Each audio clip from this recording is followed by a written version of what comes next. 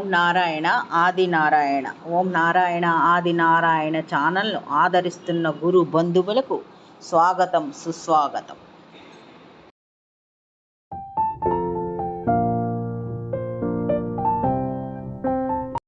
ఓం నారాయణ ఆది నారాయణ. ఓం శ్రీ భగవాన్ వెంకయ్య స్వామినే నమః. ఆశ్రిత జనరక్షకుడు, దీనజన బాంధవుడు శ్రీ భగవాన్ వెంకయ్య స్వామి వారి పాద పద్మములకు నా ప్రణామం. సమస్త సగుణ రూప నిర్గుణ రూప గురుదేవుల పాద పద్మములకు నా నమస్సుమాంజలి. శ్రీ పెసల సుబ్బరామయ్య మాస్టర్ గారి సూక్తులు ఇప్పుడు స్మరించుకుందాం. వారి సూక్తులు ఈ విధంగా ఉన్నాయి. ముందు మనం కృషి చేయాలి, తర్వాత శ్రీ స్వామి వారి ఆశీస్సులు లభిస్తూ ఉంటాయి. వారెంతో కరుణామయులు. మనం వారిని స్మరించని కాలంలో కూడా వారు మనతో ఉండి మనల్ని కనిపెడుతూ ఉంటారు. కానీ నిరంతరము మనతోనే ఉంటూ మనల్ని కష్ట సుఖాల్లో వెంట ఉండే దైవాన్ని వదిలి మనం అన్ని విధాలా బాగా ఉన్నప్పుడు, వాళ్ళ స్వార్థానికి ఉపయోగపడుతున్నప్పుడు మాత్రమే మనతో ఉండే స్నేహితులు, బంధువులు మాత్రమే మనం చేరుతూ ఉంటాం. వారితో స్నేహం చేస్తూ ఉంటాం. ఆ దైవంతో స్నేహం చేయలేం. ఇదే మాయ. మొదట మన కొరకు బ్రతకడం నేర్చుకోవాలి. 100కి 100 మంది కూడా ఇతరులు మనల్ని గూర్చి ఏమనుకుంటారో అని ఆలోచిస్తూ, వారు మనల్ని గురించి మంచి అభిప్రాయం కలిగి ఉండేటట్లు జీవించడానికి ప్రయత్నిస్తూ ఉంటారు. అది చాలా తప్పు. మనము ఇతరులను గూర్చి ఎంత విమర్శించినా, పరోక్షంగా దూషించి తప్పులు వెతికి వారిని దూషించినా, మన నోరు బుర్రలు చెడిపోవటం, మనం బాబా గారి ఆజ్ఞలు తప్పటం తప్ప ఆ వ్యక్తులు ఏమైనా బాగుపడతారా? వాళ్ళు బాగుపడతారో చెడిపోతారో మనకు అక్కరలేదు. వాళ్ళని విమర్శించి పాపం మూట కట్టుకుంటున్నాం మనం. మానవుడు ఈ దుర్గుణం ఉన్నంత వరకు అతని పాపం పెరుగుతూనే ఉంటుంది. దాని ప్రభావం వల్ల మానవులు తెలియకుండానే తన కష్టాలను తెచ్చుకుంటూ ఉంటారు. నేను కూడా అంటే మాస్టర్ గారు సుబ్బరామయ్య సార్ చెప్పినదనమాట. వీరు వారి హెడ్ మాస్టరు, టీచర్స్ గురించి అంటే ఇది వారి స్వానుభవము. సుబ్బరామయ్య సార్ కూడా వారి స్వానుభవాన్ని ఇందులో ఈ సూక్తుల్లో వివరించారు. ఒకప్పుడు వారి హెడ్ మాస్టరు, టీచర్స్ నుంచి వారు లేని సమయంలో విమర్శిస్తూ ఉండేవారు. ఇతరులు విమర్శిస్తూ ఉంటే వీరు ఆసక్తిగా వినేవారు. అప్పుడు వీరు స్వా సుబ్బరామయ్య సార్ ధ్యానం కుదరలేదని భరద్వాజ మాస్టర్ గారికి చెబితే, వారు మాస్టర్ గారు అప్పుడు ఇలా చెప్పారనమాట. "నువ్వు వాళ్ళు లేకుంటే బ్రతకలేవా? అంటే విమర్శలు లేకుండా నువ్వు బ్రతకలేవా?" అని వీరిని అన్నారు. ఆ తర్వాత వీరికి ఇలా ఆత్మబోధ చేశారు. అది ఇలా ఉంది ఆత్మబోధ. అంటే బడిలో చెప్పినందుకు జీతం, అంటే టీచర్ ఉద్యోగం చేస్తున్నందుకు జీతం ఇస్తున్నారు. కానీ అందరిని విమర్శించి విమర్శలు విన్నందుకు కాదు కదా! వీ ఈ ఇలా చేయటం వల్ల బాబా మాట అతిక్రమించి పంది మలభక్షణం చేయడంటి చేస్తున్నాం అని వీరికి అంటే వీళ్ళు ఈ విధంగా బడిలో చెప్పినందుకు జీతం ఇస్తున్నారు. కానీ అది వదిలేసి విమర్శించి విమర్శలు విన్నందుకు జీతం ఇవ్వట్లేదు కదా!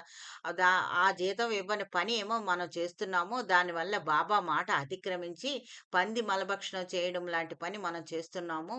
అందుకని విమర్శలు మానాలి అని వీరికి ఆత్మబోధ చేశారు. సో, మాస్టర్ గారు ఇక్రాల భరద్వాజ్ మాస్టర్ గారు. అప్పటి నుంచి వీరి డ్యూటీ నిర్వహణలో నిమగ్నమై ఆ విమర్శలకు దూరంగా ఉంటూ, చెట్ల కింద ఎక్కడో దూరంగా జనాలకి దూరంగా ఉంటూ బాబాతో స్నేహం చేయసాగారు. అంటే ఫ్రీగా ఉన్న టైంలో కూడా బాబా నామస్మరణ చేసుకుంటూ ఉండేవారు. ఈ విధంగా చేయడం మొదలుపెట్టిన దగ్గర నుంచి వీరి పాపం తగ్గడం ఆరంభించింది. బాబా కృప అనుభవం కాసాగిందని వీరు స్వానుభవాన్ని తెలియజేస్తున్నారు. వీరు చెప్పినది ఒకటే. అంటే మనకి బాబా భగవాన్ వెంకయ్య స్వామి వారు గాని, షిరిడి సాయిబాబా గారిని ఎవరైనా మనతో సద్గురువులు ఎవరితో మనతో తోడుగా ఉండాలంటే, మనం మానవుల స్నేహాలు, విమర్శలు, మాటలను మానేసి స్వామివారి గురించి చింతన చేయడం, పారాయణ చేయడం, పూజ చేయడం, వారి దివ్య లీలలను మననం చేయడం వంటి ఉపయోగకరమైన పనులు చేస్తే, వారు ఎప్పుడూ మనతోనే ఉన్న అనుభూతి కలుగుతుంది. శ్రీ పెసల సుబ్బరామయ్య గారు చెప్పిన సూక్తులకి సజీవ ఉదాహరణగా శ్రీ స్వామివారి భక్తులు, శిష్యులు అయిన కొమరగిరి రమణయ్య గారి గురించి చెప్పుకోవచ్చు. వీరిని బండి రమణయ్య అని పిలిచేవారు.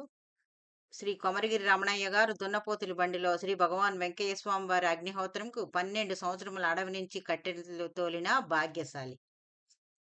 వీరు తమ జీవిత యాత్ర చివరి వరకు కూడా గొలగమూడిలోనే ఉన్నారు.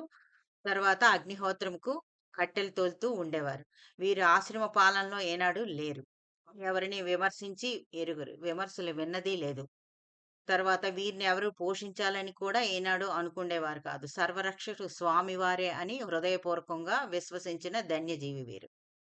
ఆశ్రమ పాలకులు వీరికేదో ఒక పని అప్పగించి అన్న వస్త్రాలు సమర్పించాలని అనేక సార్లు ప్రయత్నించారు. కానీ వీరు సరేలే స్వామి అనేవారే గాని వారు చెప్పినట్టు ఏనాడు చేయలేదు. ఆశ్రమ పోషణలో వారు ఏనాడు లేదు.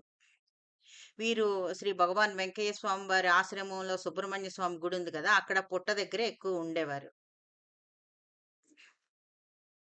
అక్కడ వచ్చిన వాళ్ళలో కొంతమంది వంట చేసుకొని ఉండేవారు. వారేమో వారిని స్వామివారి కృప కోసం సేవిస్తూ అక్కడే వండుకొని కొంతమంది ఉండేవారు కదా! అలాంటి వారు సమర్పించిన భిక్షతోనే వీరు జీవిస్తూ ఉండేవారు.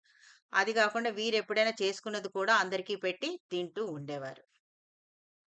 అది గాకుండా కొంతమంది భక్తులు వచ్చిన వాళ్ళు అంటే ఈ రమణయ్య గారిని కొంచెం రమణయ్య గారి మీద అపోహలుండేవన్నమాట. ఈయన అనామకుడు, బికారి, డబ్బు పిచ్చి అలా అనుకుండేవారు. కానీ వారిని నిశితంగా గమనించిన వాళ్ళకి వారు ఎంతటి మహనీయులో తెలుస్తుంది. అది ఎలా అంటే వచ్చిన వాళ్ళు ఏదైనా అనారోగ్యంతో వస్తే వారు దగ్గర ఉన్న గుడ్డతో మంత్రించేవారు. స్వామివారి విభూతి ఇచ్చేవారు. తర్వాత స్వామివారి గురించి చెప్పేవారు. స్వామివారి గురించి పాటలు పాడి వాళ్ళకి ఉపశమనం కలిగిస్తూ ఉండేవారు. స్వామివారి అనుభవాలు కూడా వారికి చెబుతూ ఉండేవారు. ఎవరైనా దక్షిణ ఇస్తే తీసుకుండేవారు. కానీ ఆ తానంతట తానుగా ఏనాడు వారు అడిగింది లేదు. ఒకసారి సుబ్బరామయ్య మాస్టర్ గారికి తెలిసిన వాళ్ళే వచ్చారు. భార్యాభర్తలు. వారు అంటే భర్త ఒక రూ. 20, భార్య రూ. 15 దక్షిణగా సమర్పించి, ఇంకా మిగిలిన సమాధుల దగ్గరికి వెళ్తున్నారు. మిగిలినవి అన్ని అనుభవాలు వింటున్నారన్నమాట. వీరు సుబ్బరామయ్య సార్ వాళ్ళని తీసుకొని బయటికి వచ్చేటప్పటికి, ఇంకా అక్కడే ఒక పేద జంట వచ్చారన్నమాట. వాళ్ళ చేతిలో వీరిచ్చిన డబ్బులు ఉన్నాయి. అంటే వీరు ఈ దక్షిణగా ఇవ్వడం, తర్వాత రమణయ్య గారు వాళ్ళకి ఇవ్వడం వెంటనే జరిగిపోయిందనమాట. తనకంటూ ఏమి ఉంచుకుండేవారు కాదు. అలాంటిది ఈ రమణయ్య గారి డబ్బు పిచ్చి. అంతేగాకుండా ఈ స్వామివారి సమాధి అభిషేకం రాత్రి 2 గంటలకి చేసేవారు. డిసెంబర్, జనవరిలో అయితే బాగా చలి ఎక్కువగా ఉంటుంది కదా! ఈ స్వెటర్స్ అవి వేసుకున్న ఈ రమణయ్య గారు మాత్రం ఎలాంటి దుస్తులు లేకుండా కేవలం కౌపీనంతో అక్కడ సుబ్రహ్మణ్య పుట్ట దగ్గర ఎలాంటి ఆచ్ఛాదన లేకుండా సిమెంట్ నేలపై నిర్వికారంగా పడుకొని ఉండేవారు. అంటే అది గురుకృప ఉంటే తప్ప ఇలాంటి సాధన చేయలేరు. అలాంటి సాధన బట్టే అవన్నీ సాధన చేస్తున్న వారికే అలాంటివి రాగలవు. అంటే ఎటువంటి ఆచ్ఛాదన లేకుండా అంత చలిలో ఉంటున్నారు అంటే అది స్వామివారి దగ్గర వారు చేసిన సాధన, స్వామివారి కృప అని అనుకోక అనుకోవాల్సి ఉంటుంది. ఎందుకంటే మామూలుగా సాధారణ వాళ్ళకి అలా ఒంటి మీద ఆచ్ఛాదన లేకుండా అంత చలిలో ఉండడం అసాధ్యం కదా! కేవలం సాధన చేసిన వారికి గురుకృప ఉన్న వాళ్ళకి మాత్రమే అది సాధ్యం అవుతుంది.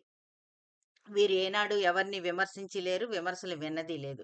అంటే స్వా ఈ విమర్శలు వినకూడదు అన్నదానికి శ్రీ పెసల సుబ్బరామయ్య గారు చెప్పిన సూక్తులకి ఇది వీరు సజీవ ఉదాహరణ. ఓం నారాయణ. ఆది నారాయణ.